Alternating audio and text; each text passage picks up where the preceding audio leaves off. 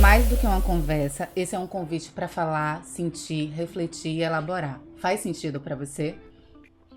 A MAAT, Instituto de Psicologia, nasce da convicção de que pessoas cuidam de pessoas e se dedica a oferecer um ambiente de acolhimento com profissionais qualificados em diversas áreas de saúde mental. Nossa missão é desmistificar a saúde mental e ampliar a linguagem e tornar os conceitos acessíveis a todos. Vamos conhecer um pouco mais o corpo de profissionais que tanto admiramos e compõem a MAAT. Eu sou Larissa Barbosa, sou mulher, mãe, psicóloga e especialista em luto. Eu sou Jocasta Rabelo, eu sou mulher, mãe, psicóloga e especialista em trauma. Nossa primeira convidada, nossa próxima convidada, né, que a gente já está no segundo, é uma mulher que veio para desmistificar para a gente o cuidado sobre a psicologia infanto-juvenil. Ela é uma mulher potente, determinada. Conheçam Niérica Gonçalves. Gente, eu não sabia que ia ter esse Seja bem-vinda! Obrigada. E para começar, você poderia se apresentar um pouquinho, contar pra gente sobre a sua trajetória profissional, sua história de vida? Ai, eu nem sei por onde começar. Eu confesso que eu fiquei ensaiando essa primeira parte e sem saber onde, né, que iniciaria, onde inicia, onde termina. E eu acho que não tem como trabalhar com infância, com adolescência, sem passar pela minha infância e pela minha adolescência, sabe? Então, sou mulher também, sou filha e psicóloga. E eu venho de uma família muito grande, tenho 3 irmãos. E meus pais são separados e eu cresço e me desenvolvo e me torno uma mulher, me torno uma profissional em meio a tudo isso. E decido pela psicologia por conta de N motivos familiares, né? Então, acho que o que norteou, de fato, a minha escolha pela psicologia foi esse lugar familiar de desordem mesmo. E eu me encontrei na psicologia e consegui encontrar essa ordem, esse caminho, sabe? A psicologia me deu esse chão. Sim. Esse chão. Então, e aí eu lembro que quando eu falei pra minha mãe que eu queria fazer psicologia, eu estava na dúvida entre psicologia e o clássico direito, né? O clássico. E aí ela, muito receosa, né? E eu digo, não, é isso aqui que eu quero fazer. Desde muito novinha, assim, eu sempre falava, eu quero fazer psicologia. E aí quando eu fui, eu comecei a me desenvolver lá na faculdade, eu falei assim, tô no caminho certo. Tô no caminho certo e de fato, assim, deu um norte para as minhas relações, deu um norte para minha relação com meu pai, deu um norte com a minha relação, mudou, na verdade, o meu olhar em relação à minha mãe, aos meus irmãos. Então, eu acho que o meu início é isso. A minha construção na clínica fala muito sobre a minha construção familiar, sobre a minha infância, sobre a minha adolescência também. É muito legal, porque todas as vezes que eu vejo você falar do seu trabalho, em qualquer lugar, em qualquer circunstância, eu vejo encantamento e brilho nos seus olhos. É muito típico, Sim. né? E é isso que eu gostaria de saber, assim, o que mais te encanta em trabalhar com crianças e adolescentes? E como é viver os dias se relacionando, acessando esse público, acessando as crianças e adolescentes, a forma como eles se desenvolvem, né? Conta aqui um pouquinho pra gente. Lá eu acho lindo. Eu sou uma apaixonada, assim, pelas crianças, pelos adolescentes. Eu acho que, novamente, né, não tem como não atravessar. Não tem como, sabe? E, honestamente, o mais difícil pra mim não é trabalhar com a criança e com o adolescente. Não é, porque eles estão ali. E eu lembro de uma conversa com uma amiga minha, e nós estávamos... Ela também trabalha com psicologia infantil, e a gente estava conversando sobre a honestidade das crianças e dos adolescentes. Porque o adulto, quando ele chega decidindo o que ele quer contar. Quando ele vai contar, né? A criança e o adolescente, não, ele já chega escancarado. A dor tá muito presente, muito, muito aparente. A inveja, né? Tiani, tô sentindo inveja. Senti muita inveja hoje. E aí você, poxa, velho, você verbalizar isso sabe? Só uma criança ou um adolescente pra falar isso. Porque quando a gente vem pra adultez, a gente já vem com tudo muito, né, bonitinho. A gente não escancara de vez.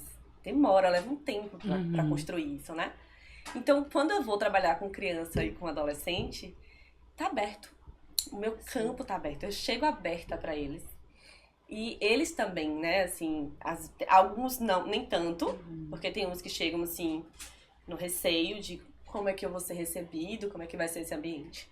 Mas na maioria das vezes, nossa, é uma delícia. Eu sou uma apaixonada. E desde da faculdade. Quando eu tava na faculdade, eu já falava, eu quero trabalhar com infância. Eu quero trabalhar com infância. E quando eu terminei a faculdade, que eu me formei, meu primeiro trabalho foi com infância. Eu falei, é isso. Interessante, né, Ni? Porque se traz, assim, dessa honestidade, é algo muito presente se a gente olhar de um âmbito geral na infância. E às vezes os desafios estão realmente ali atravessados pelos adultos, pelos pais, pelos responsáveis. Porque às vezes interpretam isso dentro de uma condição e de um lugar que é deles, que é o lugar do adulto, né? Com certeza. E pra você, assim, quais são os maiores mitos, né, que você encontra na terapia, assim, infanto-juvenil, que é atravessado por esses responsáveis, por esses pais, assim, que chegam, né, dentro da clínica, essas dúvidas, assim, porque eu sinto que isso é bem presente, às vezes, quando a gente, até mesmo quando a gente faz encaminhamento, assim, de tipo, né, o que é a terapia infantil, assim, o que é que você encontra, assim, desses mitos? Eu acho que um dos principais, assim, quando a gente vai falar sobre família, é entender, os familiares entenderem que estar buscando um psicólogo infantil, infanto-juvenil, não significa que o seu filho vai ser rotulado com um diagnóstico, né? A maioria dos responsáveis, eles têm esse start de vou buscar um profissional da saúde mental porque o meu filho precisa receber um diagnóstico para justificar determinados comportamentos. Quando, na verdade, não é sobre isso. Não é só sobre isso, sabe? A gente pode estar... Quando a gente fala sobre a terapia infantil e infanto-juvenil, a gente pode estar falando apenas de uma timidez. De como isso vai ser trabalhado, né? Dentro de um lugar seguro. Para essa criança falar sobre essas inseguranças e o receio de falar sobre a timidez dela. Sobre passar vergonha em público, sabe? Sobre ter uma dificuldade de estar aqui, dando bom dia. Como uma simples recepcionista, sabe? Assim, quantas vezes eu tenho um receio de ir em determinado lugar porque eu não sei dar bom dia pra recepcionista e pedir o meu lanche. Uau. Sim, uau. Sabe? Isso me faz pensar, assim, que realmente a infância e a adolescência acaba sendo um lugar gerúndico, né? De gerúndio. Não dá pra fechar diagnóstico, fechar conclusões, porque é um ser humano que está em desenvolvimento. Total. O próprio processo de luto, quando uma criança ou um adolescente vive um processo de luto, existe uma prerrogativa de que só dá pra saber como está caminhando o processo de luto quando a infância acaba. Porque o processo de luto ele vai sendo editado e reeditado ao longo de toda aquela fase. Justamente por conta desse gerúndio, né? Verdade. E eu fico pensando que viver com crianças e adolescentes com toda essa espontaneidade, com toda essa simplicidade, quando eles se conectam, né? Quando eles se vinculam, você já deve ter vivido um monte de situação inusitada, interessante. E eu queria que você contasse alguma que foi marcante pra você, que fez você perceber que, poxa, é muito importante falar de saúde mental desde a infância. É muito importante a gente colocar olhar pra isso. Eu lembro muito, assim, de uma das minhas primeiras pacientes. Ela tá comigo até hoje. Hoje ela tem 18, mas quando ela começou, ela é adolescente, assim. E ela vem, né, dessa família também, que fala muito sobre o corpo, que fala muito sobre como você deve se portar, porque você tá muito magra, você tá muito gorda, você tá muito isso, você tá muito aquilo. E quando ela veio com a autoestima dela abaixo do chão. Abaixo, assim. E passando por um processo de crise existencial gigantesca. Então, em até pensar realmente em tirar a própria vida diversas vezes, sabe? E isso chegou pra mim de uma forma tão... Nossa... É gigante você olhar pra uma adolescente tendo esse peso gigante no corpo dela, sabe assim? Como se ela precisasse estar dentro de uma caixinha bonitinha pra ser aceita e vai ficar tudo bem. E hoje em dia, olha que louco, porque depois de quase 4 anos juntas, ainda hoje, ela já consegue cuidar desse corpo, integrou, né? Como parte. Porque o que é que eu sempre tento levar pra eles, assim? A gente não tem como olhar pro nosso corpo como algo separado. É nosso. Faz parte de quem a gente é, o que sustenta a gente. Então a gente precisa trazer afeto e cuidado pra esse corpo. E eu falo isso para além de estar apenas fazendo atividade física pra emagrecer. Sabe? É inclusive prestar atenção ao que a gente tá levando, o que a gente tá dando de relevância para os comentários que a gente escuta de pessoas que dizem que estão falando isso. Porque gostam da gente. Porque se eu gosto mesmo de você, se você realmente é alguém importante pra mim, eu vou ter cuidado com o que eu vou falar pra você. Como eu vou falar isso pra você.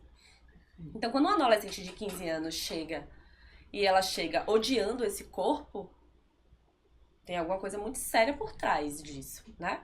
Então, até hoje, 4 anos depois, a gente ainda trabalha esse corpo. Porque hoje em dia ela ainda precisa olhar e integrar esse corpo. Volta e meia ela se desintegra, ela volta pra esse corpo.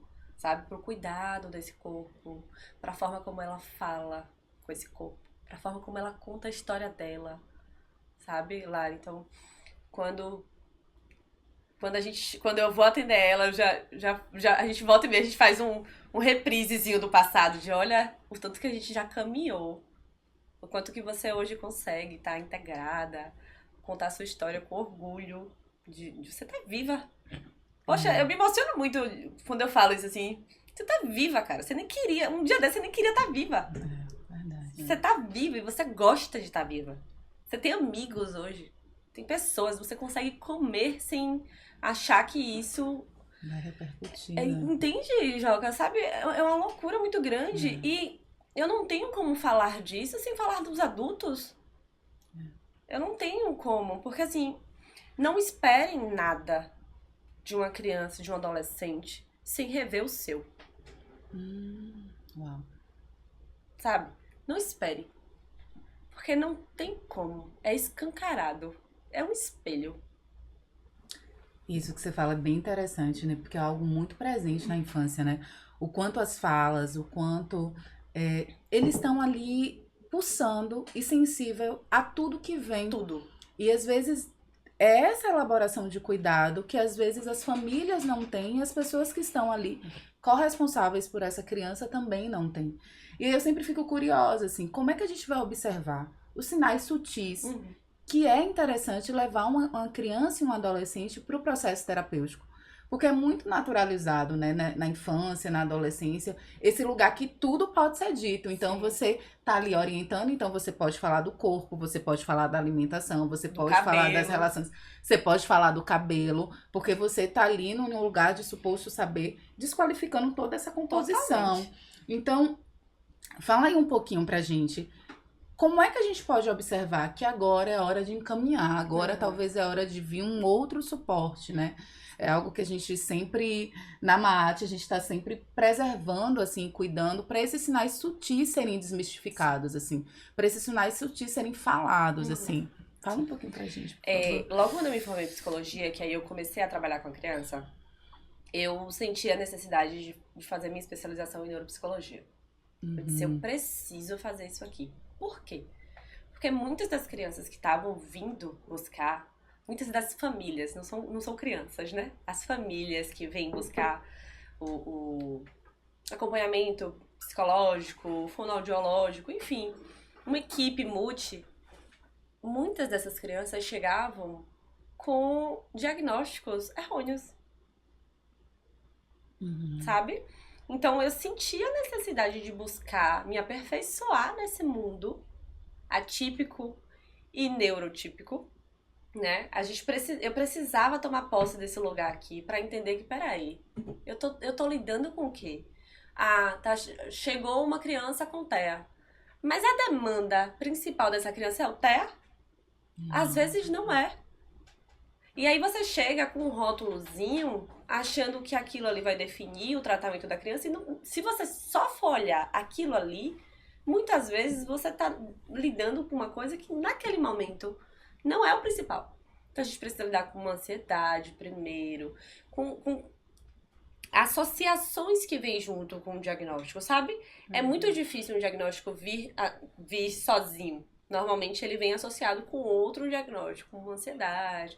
E muito dessa ansiedade, muitas vezes, vem desses pais, desses responsáveis, né? E aí, beleza, senti a necessidade de fazer a neuro, fiz a neuro. Mas faltava alguma coisinha ali. Fui me aprofundar nas relações familiares. Fui me aprofundar. Aí que eu comecei a fazer a especialização em Gestalt. E aí a gente foi, né, buscando. Eu fui buscando, assim, essas orientações parentais, assim. Entender esse mundo familiar. Entender que esses pais precisavam ser acolhidos. Que esses pais também precisavam de espaços para falarem sobre os seus medos, sobre as suas frustrações. Porque tem muito disso. A gente não tem como falar de maternidade, vocês duas são mães. A gente não tem como falar de maternidade sem falar da frustração que esses filhos trazem. Né? Não tem como. E da frustração de, será que eu tô sendo uma boa mãe? Né? Então eu também precisava acolher esse maternar, esse paternar também, porque eu não vou jamais excluir os pais e a responsabilidade deles nesse processo, porque tem muita. Então eu falei, preciso me aprofundar nisso. Fui buscar. Busquei e eu senti que isso trouxe uma base para os atendimentos, sabe? Então, assim, quais são os sinais que eu preciso estar atento? Eu preciso estar atento a mim, primeiro. Adulto.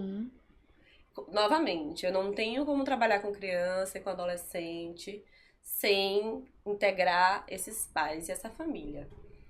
Então, como pai, como adulto, doutor, eu tô sentindo que meu filho tá tendo uma dificuldade na escola. Meu filho tá ficando muito recluso. Sim. Meu filho tá brigando demais, tá muito raivoso, sabe? Então são vários sintomazinhos que a gente precisa estar atento, porque também passa pela minha timidez, pela minha ansiedade, pela minha raiva. E como isso reverbera dentro desse ambiente para essa criança e para esse adolescente. Entende? Então, por isso eu não tenho como...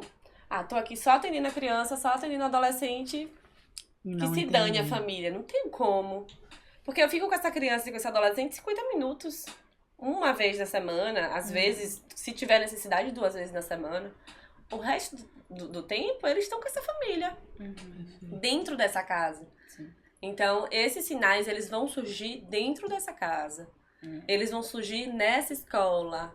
Então, às vezes, se necessário, fazer um acompanhamento junto com a escola também. Né? Porque é interessante parar pra pensar nisso, assim, porque já teve uma época em que a responsabilidade de educar a criança, né, os pais colocavam essa responsabilidade na escola, né? E eu tenho sentido que os pais têm depositado muito dessa expectativa na terapia agora. Joga se identificando. Na terapia, então, como se fosse nossa responsabilidade, né? O doutor, ele tá muito assim, se comportando muito... com uma falta de educação, gritando comigo. É como se fosse sua responsabilidade falar pra essa criança, não grite com seus pais. Verdade. E aí vem o pai, não sabe nem falar direito com a criança. Verdade. É muito forte isso que você traz, porque eu escuto essa sua fala e isso me faz pensar naquele óbvio que a gente vive esse sintoma social, que é essa necessidade de padronizar, de criar uma caixinha, como eu vou educar. E cuidar de uma criança, seja do lugar de pai, do lugar de terapeuta, de professor, é um lugar muito precioso, mas muito desafiador. Ele conecta o cuidador com muitas inseguranças. Então, isso que você traz é bem, bem interessante. E aí, já puxando o gancho, a pergunta de $1 milhão, que é qual é a diferença entre educar uma criança e ser psicóloga de uma criança ou de um adolescente? Eu sempre tô chamando as meninas e falando assim, eu tenho que ter muito cuidado pra não ser pedagógica. Tem que ter muito cuidado pra não ser pedagógica. Eu sou psicóloga infantil e infanto-juvenil. E ter esse cuidado, né? Porque, de fato... Quando os pais chegam, e não dá pra gente se isentar dessa responsabilidade de, eu sou o responsável. Tem coisas que eu não posso transferir para criança e para adolescente. É sua responsabilidade. O adulto responsável é você. Então, e quando eles chegam buscando, né, a terapia, eles também chegam trazendo isso pra gente, essa necessidade de estarmos educando essas crianças e esses adolescentes. Vou contar um exemplo pra vocês, assim. Eu tava atendendo uma criança ela tem 3 anos. E aí ela chegou na sala e ela foi direto pra minha poltrona. A mãe entrou na sessão com ela. Ela foi direto pra minha poltrona, sentou, regrou as pernas, ficou lá à vontade, confortável. Aí a mãe, menina, sente direito. Que coisa feia, fecha as pernas. Aí eu disse, mãe, isso só me simboliza o quão confortável ela está se sentindo aqui na minha sala. Deixe ela à vontade. Confortável. Eu acho que esse é o maior exemplo. Perfeito. Sabe, Lari? E essa é uma frase que eu faço questão de reforçar para todos os meus pacientes. Esse aqui é um lugar seguro para você ser o que quer que você queira ser. Como você quer. Tem cliente que chega, já sai deitando, os adolescentes já deita, já fica lá confortável, digo, ai, que delícia. É isso. Você quer falar hoje? Tiani, não quero falar sobre isso hoje, não. Tranquilo. Quando você se sentir confortável pra falar, a gente fala. Ter um lugar seguro pra só ser.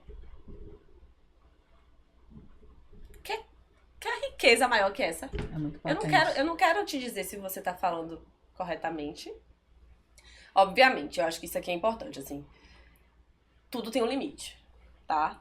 E na sala de terapia, esses limites também existem. E ali são os meus limites, né? Sim. Então, obviamente, não vou deixar nenhuma criança, né, me agredir. Às vezes acontece, né? Dependendo da criança, me agredir, quebrar tudo. Não, né? Mas aí, isso eu vou, Lá. configurando junto com a criança, esses limites, e comunico tranquilamente pra ela, sabe? Não tem problema nenhum. Às vezes acontece de sair emburrada da sala, acontece, e aí a mãe, o que foi? Eu digo, frustração, tá aprendendo a lidar com a frustração. Ela vai sair daqui assim mesmo, tá tudo bem. Mas eu não tô ali pra te dizer se você senta X jeito ou Y jeito, se o seu cabelo é bonito, se o seu cabelo é feio. Não, o que é que você quer? O que é que faz sentido pra você? Né? De verdade. Aqui é confortável, aqui é seu.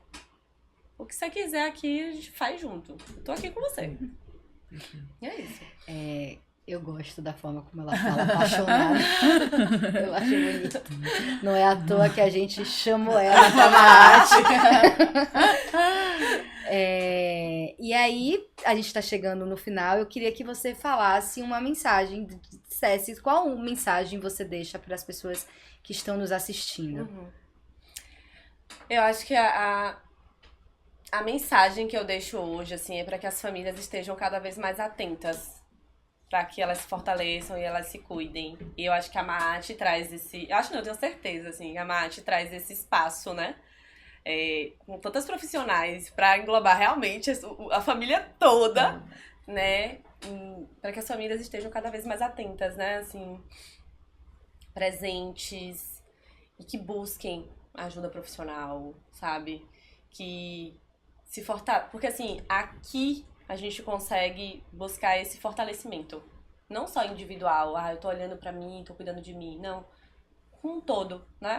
E a família hoje em dia, assim, eu não tenho como falar de sociedade sem olhar para as famílias e para como elas, na íntegra, se desenvolvem. Como elas crescem, como elas estão educando crianças e adolescentes para que eles sejam funcionais. Então, como eu lido com a autonomia dessas crianças, como eu lido com a minha autonomia como adulta. Então, eu acho que o convite é esse, assim, para que, como família, vocês possam se cuidar como um todo. E a Maat tá aqui pronta para isso, né? E onde é que a gente te encontra, Ani? Vocês me encontram no Instagram da Maat, @maatpsicologia, tá? MAAT, psicologia. Porque às vezes a gente fala Maat, né? Só um A, não, 2 A's, tá? Dona Maat estará lá, ó, tudo pronto pra receber vocês, tá? A família completa. Mi, a gente quer agradecer essa presença, essa troca maravilhosa, agradeço. assim, muito enriquecedora. A gente quer agradecer a presença de todos que acompanharam a gente, que essas reflexões elas estejam aí permeando por vocês, pelo processo de vocês, pela vida de vocês, pelas famílias de vocês e pelas crianças. E é isso, né? É isso. A gente vai trazer essa conversa. Espero faz sentido para você estar aqui com a gente. Então, muito obrigada. Importante. Quem gostou do nosso conteúdo, curte, compartilha, segue a gente, que a gente vai amar multiplicar esses conhecimentos, essas trocas que são muito ricas e muito maravilhosas pra gente. Um beijo.